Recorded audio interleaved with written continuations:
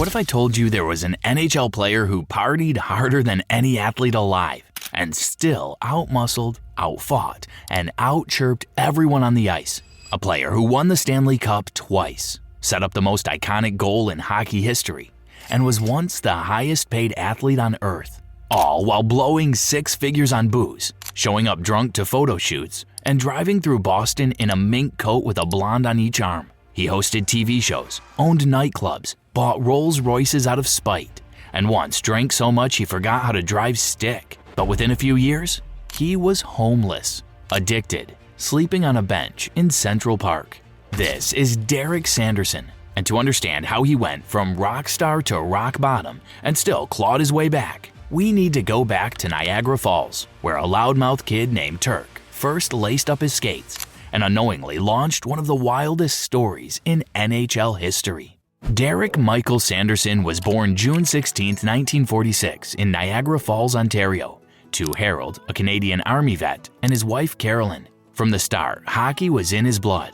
His dad even built a small backyard rink that stretched across 2 yards where Derek spent hours skating while his mom handed out hot chocolate. As a kid, his skill and swagger were already showing. In bantam hockey, he picked up the nickname Turk after a prank made him call for passes by gobbling like a turkey. And the name stuck for life. Fast, fearless, and a little mischievous, young Sanderson stood out right away. Those traits would end up defining his career. Sanderson quickly became a hometown star with the Niagara Falls Flyers of the Ontario Hockey Association. He played with grit, flair, and simply loved the big moments. At just 18, he led the Flyers to a 1965 Memorial Cup, the top prize in Canadian junior hockey. 2 years later, he exploded for 101 points in 1966 and 1967, winning the Eddie Powers Trophy as the league's top scorer. But it wasn't just the numbers that got people talking, it was his attitude. In a 1966 exhibition at Boston Garden, his Flyers faced the Oshawa Generals, led by a young Bobby Orr. Most players would have been happy to just share the ice with Orr, not Sanderson. He tried to drag him into a fight just to make a statement. Scouts and fans couldn't believe the audacity. That stunt stuck with people, and a year later, Sanderson and Orr were NHL teammates in Boston. Even as a teenager, Turk had figured out how to use the spotlight, and he never shied away from stealing it. Sanderson turned pro with the Boston Bruins in the late 1960s, joining a team on the cusp of greatness. After a couple of brief call-ups, he secured a full-time roster spot in 1967-68 and immediately made an impact. The 21-year-old rookie tallied 24 goals and 49 points, playing a rough-and-tumble style that earned him 98 penalty minutes and a reputation as a tough guy on the ice. That year, Sanderson was awarded the Calder Memorial Trophy as NHL Rookie of the Year, making it back-to-back Calders for Boston. Bobby Orr had won the year before. Bruins fans quickly embraced Turk on a roster loaded with future Hall of Famers like Orr, Phil Esposito, and Jerry Cheevers. The young center's gritty play and cheeky swagger made him arguably the most exciting player on the ice for many. With Sanderson out there, you never knew what would happen next, Bruins faithful like to say. On the ice, Sanderson adapted from being a junior scoring star to a versatile two-way center. Boston's coach, Harry Sinton, slotted him as a pivotal third-line center who could kill penalties, win faceoffs, stir the pot, and chip in offensively. Sanderson thrived in this role. He formed a legendary penalty-killing duo with Ed Westfall. Together, they perfected the art of the short-handed goal. Sanderson would retire as the NHL's all-time leader in short-handed goals, and even today he remains among Boston's franchise leaders with 24 career shorties. Offensively, he was consistent, averaging over 20 goals in his first 5 seasons. His best year came in 1970-71 when he notched 29 goals and 63 points with a pretty clean +39 rating. Sanderson's rise came around the same time as the Bruins returned to glory. He contributed to Boston's Cup championship in 1970 and again in 1972, centering the big bad Bruins secondary lines that overwhelmed other teams. His most famous on-ice moment came on May 10, 1970. In overtime of Game 4 of the Stanley Cup Finals against St. Louis, Sanderson gained control of the puck behind the Blues' net. Spotting Bobby Orr charging toward the slot, Sanderson dished a perfect pass out front. Orr ripped the puck past 10D Glenn Hall, and as the world knows from the iconic picture, flew through the air after scoring the goal. Decades later, Sanderson joked about his role in that game-changing play. "I made the kid famous," he said tongue-in-cheek. In truth, Orr's flying goal is widely considered the greatest in NHL lore, and it was Sanderson's assist that set it up. The duo had practiced that give-and-go maneuver, and Sanderson never doubted Orr would cut to the net for the return pass. "That was my most famous assist, the one everyone remembers," Sanderson said, proud to have his name forever linked to hockey's unforgettable image. Sanderson's toughness was also on full display in the NHL. He was never one to back down from a fight, and during hockey's brawling era, he had some legendary tillies. Probably the wildest game on November 8, 1970, during a heated Bruins-Habs matchup. In the chaos of a bench-clearing brawl, Sanderson ended up fighting Montreal's Phil Roberto on the Canadiens' bench. Boston police officers had to step in as Montreal players climbed into the stands to brawl with Bruins fans. Remarkably, every player on both teams was involved, yet only 32 penalty minutes were assessed. That incident, a snapshot of 1970s hockey mayhem, shows how Sanderson's feisty spirit could ignite absolute upheaval. His scraps were as legendary as his charm, one writer later noted, and Bruins fans loved him for it. Despite playing behind superstars, Sanderson carved out a special place in Boston's heart. Night after night, Turk came to play, blocking shots, throwing hits, potting clutch goals, or dropping the gloves as needed. His teammates respected his work ethic and fearless attitude. Opponents knew they were in for a battle against Sanderson's aggressive forecheck and relentless chirping. By the end of his initial Bruins stint, 1968-72, he had put up 91 goals, a Calder Trophy, 2 Stanley Cup rings, and a reputation as the NHL's premier penalty killer. At only 26 years old, he was on top of the hockey world. But Derek Sanderson was also about to become the biggest headline off the ice. By the late 60s, Derek Sanderson's off-ice persona was nearly as famous as his hockey career. With his movie star looks, floppy brown hair, a mustache, and magnetic confidence, Sanderson cultivated the image of a playboy athlete unlike anything hockey had ever seen. He was often compared to NFL icon Joe Namath as the new mod face of sports. Sanderson relished the spotlight and all its perks. Cosmopolitan magazine even named him one of the sexiest men in America, and he became a fixture of gossip columns and late-night talk shows. In an era when most hockey players lived under the radar, Sanderson was living loud, embracing fame, women, and wild times with open arms. In June of 1969, Sanderson got a fateful call from Namath, who invited him to invest in a New York bar called Bachelor's 3, the same notorious night spot that almost got Namath banned from football. Never shy, Sanderson jumped in. He helped open a Boston branch of Bachelor's 3 along with partners, turning it into an instant hotspot.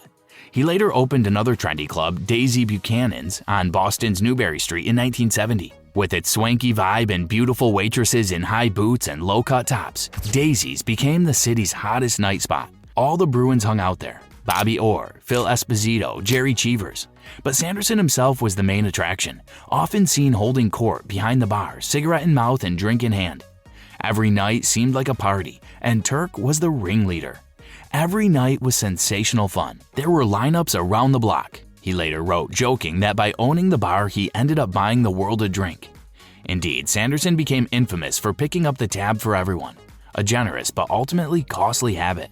His flamboyant style was front-page news. Sanderson rolled around town in a silver Rolls-Royce and was known to show up with a full-length mink coat draped over his 6'2" frame. He often had a new blonde model or Playboy bunny on his arm each night. He dated multiple Playboy bunnies and eventually even married one in 1979. The press couldn't get enough of hockey's leading Playboy, and Sanderson fed the story with outrageous quotes. In one 1971 magazine cover story titled The Beatification of Derek Sanderson, he posed for a now iconic photo, mock praying while smoking a cigarette, a cheeky nod to his bad boy image. He arrived drunk to that photo shoot's first day by his own admission and had to come back the next day to get the shot. Classic Turk. In that article, Sanderson showed off his opposed streak. He complained that Bobby Orr gets all the mature fans, I get all the freaks. With a pixie smile, he also claimed, I don't drink myself. I've seen booze reduce people to vegetables, but not on marijuana. When pressed if he smoked pot, Sanderson modestly pled the fifth. He clearly enjoyed taunting reporters and building a rebel persona, even as, in reality, he was downing beers and highballs without question every night. Sanderson's ego and spending were as outsized as his personality. After the 1972 season, at age 26, he made the wild decision to leave the champion Bruins for the upstart World Hockey Association. a move driven by the fat payday that reflected his sense of self-worth. The WHA's Philadelphia Blazers offered him a 5-year, $2.65 million contract, briefly making Sanderson the highest-paid athlete on the planet, topping even soccer legend Pele's salary. Suddenly flush with cash, Sanderson went on a spending spree that was the stuff of legend. The day after signing, he strolled into a Philadelphia Rolls-Royce dealership in jeans and cowboy boots. When a snobbish salesman implied Sanderson didn't belong in the driver's seat of a luxury silver Shadow, Derek's pride kicked in, and he promptly fetched a $78,000 cashier's check and bought the car on the spot. On the drive home, the brand new Rolls ran out of gas before he could even show it off, a perfect metaphor for the excess and carelessness that were creeping into his life. With his Blazers money, Sanderson also treated himself and his entourage to a month-long Hawaiian bender, charging roughly $47,000 in 1972 dollars on his Amex Gold card for first-class travel, hotels, and non-stop partying. It was cheap then. Draft beer used to be a nickel, Sanderson later cracked, only half joking about how he burned through the cash. He rocked custom-tailored suits, gold jewelry, and that never-ending swagger. By this time, his mod lifestyle and cocky demeanor were credited for transforming the culture of pro hockey. He showed that an NHL player could live as large as any rock star. Young fans idolized his cool factor, and newspapers dubbed him Boston's answer to Broadway Joe. Yet behind the glitz, Sanderson's party every night routine was spiraling out of control. Teammates recall that on some mornings he reeked of alcohol at practice, still coming down from the previous night's club crawl. He was known to rip into drugs, especially cocaine and barbiturates, in addition to the endless flow of whiskey and beer. His playboy image started to catch up with him in the press and with team management. Even back in 1971, Bruins management grew wary of the characters drawn to Bachelor's 3 and forced Sanderson to give up his interest in the club to avoid bad publicity. But Derek was not about to tone things down. Not quite yet. One major incident from his Bruins days really shows his audacity. During the 1970 playoffs, Sanderson told reporters that New York Rangers goalie Eddie Giacomin had warned him the Rangers were paid a bounty to injure him. This huge claim made headlines and obviously added drama to the series. Only many years later did Sanderson admit he made the whole story up. Giacomin had actually just told his teammate to watch Sanderson's quick shot-off faceoffs. Turk had fabricated the tale to psych out the Rangers and pump his own legend. It worked. At the time, everyone believed a hit Derek plot existed, further fueling his renegade aura. As the 1970s wore on, Sanderson's nightlife and substance abuse began to eat away at his health, and as a result, his game. He still produced on the ice in spurts, even putting up a career-best 67 points with the St. Louis Blues in 1975-76. But coaches and GMs were hesitant. He bounced from Boston back to the NHL after the WHA venture and was traded to the New York Rangers in 1973.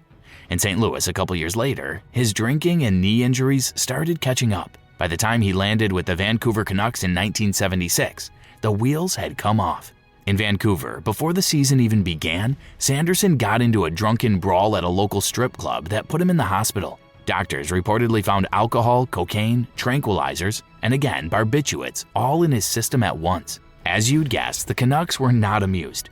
Sanderson played only 16 games there before being demoted for disciplinary issues and was released after the season. A final NHL stint with the Pittsburgh Penguins in 1977-78 fizzled after just 13 games. At only 32, Derek "Turk" Sanderson, once a hero of the Boston Garden, was out of hockey, broken by injuries and excess. Sanderson's fall was as intense as his rise. By the end of the 1970s, he faced the harsh consequences of a decade of indulgence. Physically, his body was battered. He had severe hip problems, a vascular necrosis caused by years of on-ice punishment and alcohol-fueled neglect, requiring multiple surgeries. He'd also quietly endured other health scares.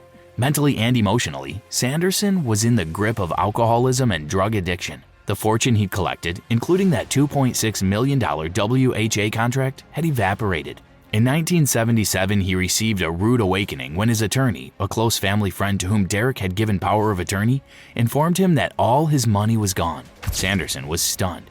"How can I be broke?" he asked. "I can't stay awake long enough to spend that much money." But it was true. The combination of Sanderson's free spending ways and his lawyer's disastrous investments had drained his accounts. The lavish lifestyle and friends he bought left him with nothing but loneliness and a raging addiction. As Sanderson later reflected, You can't buy friends. You can't buy respect. You can't buy talent. And he had learned that the hard way. By 1978, the one-time millionaire playboy was homeless. Sanderson's drinking was so out of control that he often blacked out. In one infamous episode, he woke up on a bench in New York's Central Park in a filthy, inebriated haze. The NHL celebrity now literally on the street, he was reduced to panhandling and petty theft to feed his habit, at one point trying to steal a bottle of cheap wine from another person hanging out in the park. I have no doubt that I should be dead or in jail, Sanderson reflected later. He needed help, fast, or he wouldn't survive. Help came from an old friend, Bobby Orr, who had remained close with his former teammate, tracked down Sanderson in 1979 after hearing of his brutal condition. He found Derek disheveled and strung out in a Chicago hotel and essentially threw him a lifeline. Orr personally checked Sanderson into a rehab hospital, telling doctors that his friend was both an alcoholic and drug addict in desperate need. With Orr's encouragement, Sanderson entered a treatment program in St. Catharines, Ontario in 1980. It took multiple rehab stints.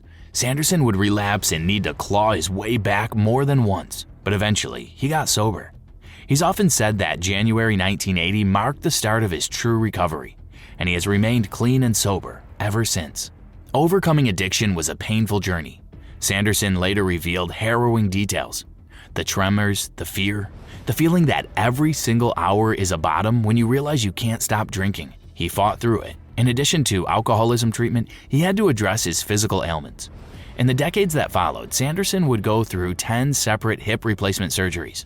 The combination of the toll of hockey injuries and steroid treatments gone wrong, and even bouts with prostate cancer and 2 heart attacks. He protects fools and drunks, Sanderson said of God, amazed that he was still alive after all he'd been through. The one-time daredevil had been humbled, but crucially, he had also been given a second chance. Having escaped death, Derek Sanderson reinvented himself in the 1980s. The brash club hopper of yesterday became a man on a mission to help others avoid his fate. Sobriety gave him clarity and a new competitive drive, this time to succeed in life after hockey. First, Sanderson made a return to the sport, not as a player, but as a broadcaster. The Boston Bruins and New England Sports Network, or NESN, welcomed their prodigal son back in the mid-1980s. Once he was healthy, Sanderson spent 10 years as a TV color commentator for Bruins games alongside play-by-play legend Fred Cusick. Night after night, fans heard Turk's gravelly voice analyze the action, often peppered with self-deprecating humor and hard-earned wisdom. His mere presence in the booth was a testament to how far he'd climbed back. Bruins supporters, who had never forgotten him, embraced Sanderson's comeback. The team and city rallied around him, a rehabbed hero who openly talked about his mistakes. Sanderson would even drop references to his wild days on air, turning his cautionary tales into teachable moments with a touch of wit. Beyond broadcasting, Sanderson found his calling as an advocate and advisor for players. He realized that his roller coaster of a journey could serve as a powerful lesson for younger athletes suddenly showered with money and fame. I wanted to protect athletes from themselves, he said, determined to ensure others didn't repeat his mistakes. Sanderson went back to school, studying finance and business, and in 1990 co-founded the Professionals Group, a sports wealth management firm. In essence, the man who once blew millions was now teaching 20-year-old phenoms how to budget, invest, and plan for life after the spotlight. He later joined a Boston investment firm's professional athletes division, advising clients on everything from compound interest to avoiding predatory investments. Sanderson often began financial seminars by sharing some of his outrageous stories of splurging: the Rolls-Royce that ran out of gas, the fortune ran through, the loneliness of having every material thing and still feeling empty. The young players listened. How could they not? And many credit Sanderson's counsel with helping them steer clear of trouble. In a full-circle honor, GQ magazine in 2011 named Derek Sanderson one of the 25 coolest athletes of all time, noting not just his on-ice exploits, but the openness and perseverance of his later years. The cool cat of the 70s had become the wise sage of the 90s and beyond. Sanderson also gave back by speaking openly about addiction and recovery. He lectured at schools about drug and alcohol awareness, emphasizing that if he, a kid from a blue-collar family who achieved stardom, could fall into the trap, anyone could. His message carried weight because he didn't sugarcoat his failures. By owning his story, Sanderson likely saved lives. Numerous athletes have cited his example when deciding to seek help for their own substance issues. He continued to receive personal support from old friends as well. In 2013, the Boston Sports Museum honored Sanderson with a Hockey Legacy Award for his contributions to the sport and community. The planned Hollywood biopic of his life, tentatively called Turk, finally had an ending worth getting out there. An uplifting saga of redemption. Today, Derek Sanderson remains an engaging presence. He's had some health struggles common to an older ex-athlete. He walks with a cane due to those multiple hip replacements, one leg now shorter than the other, but he stays involved with the Bruins alumni events and continues to advise young players in the Boston area. Chatting about the modern game, Sanderson grins, seeing a bit of his own feisty spirit in now former Bruins pest-turned-captain, Brad Marchand. He's a husband and father of 2 sons, and proudly so. Perhaps most importantly, as he passes age 79, Derek "Turk" Sanderson can look in the mirror and say he conquered the demons that nearly destroyed him. His life now stands as a powerful testimony. No matter how far you fall, it's never too late to change course. Derek Sanderson's legacy is a study in contrasts. He was both a warning and an inspiration. On the ice, his impact is etched in NHL history. He retired with 202 goals and 452 points over 13 seasons, 2 Stanley Cups, a Calder Trophy, and for a time held the all-time NHL record for shorthanded goals. Generations of Bruins fans remember him as the ultimate penalty kill specialist and clutch player, the guy who could grind down the opposing power play and then sneak in a shorty. Boston still honors his achievements. Sanderson remains tied for the most career shorthanded goals in Bruins playoff history, and his number 16 is worn today with knowledge of the Turk who made it famous. His fights and physical style, too, are part of Bruins lore. Highlight reels still show that Montreal bench-clearing brawl of '70, or Sanderson trading punches with the likes of Stan Mikita and Henry Richard, emblematic of the Big Bad Bruins era when Boston was the toughest team in hockey. Beyond statistics, Sanderson helped usher in a new era of player personality and leverage. He was arguably the first hockey player to live and market himself like a mainstream celebrity. In doing so, he paved the way for athletes to have larger-than-life personas. Before players like Theo Fleury or PK Subban or Alexander Ovechkin expressed their own flair, there was Turk with his mink coat and quotable swagger. In the conservative world of hockey, Sanderson showed that being colorful was possible. Importantly, his jump to the WHA for a record contract in 1972 had ripple effects. It signaled to players that they could demand more from owners. He literally forced the Bruins, and by extension the NHL, to consider paying talent what it is worth. Some credit Sanderson's landmark deal with opening the floodgates for higher salaries across pro hockey. Though his WHA stint was brief, just 8 games due to injury, the shock of his defection helped spur the NHL to improve player contracts. In that sense, he changed the business of the sport. Sanderson's cultural influence is also significant. He was a sports folk hero of the 1970s, especially in New England. Generations later, fans still swap stories of Turk's antics. How he once got into a jawing match with Muhammad Ali on a talk show, or how he took a victory lap around the Boston Garden ice in a cowboy hat after a big win. Former teammates like Phil Esposito recall Sanderson as the life of the party and the heartbeat of the locker room, always keeping things loose with a prank or a one-liner. Opponents, even those who hated him on ice, respected his skill and fearless nature. New York Rangers, from those bruising playoff battles, admitted years later that Sanderson's trash talk and intensity could get under literally anyone's skin. He gave as good as he got, and then some. In the sports world, his fall raised awareness about the need to support athletes' mental health and financial addiction. His openness about losing everything and clawing his way back up has educated countless players. The NHL and other leagues now have rookie orientation programs and substance abuse support systems, measures that barely existed in Sanderson's day. One could say that every young player who thinks twice about blowing their signing bonus on a sports car or getting into the wrong crowd has Derek Sanderson partly to thank. As Sportsnet put it, many athletes come from average or sometimes even poor backgrounds and struggle to handle wealth out of nowhere. Sanderson's story highlights how easily it can go wrong, and how important it is to have mentors and safeguards. He himself became that mentor for many, turning his personal failure into a tool to help others succeed. Even outside of sports, Sanderson's tale of redemption resonates. In an era now more in tune with the pitfalls of fame, Sanderson stands as both a living warning and a symbol of hope.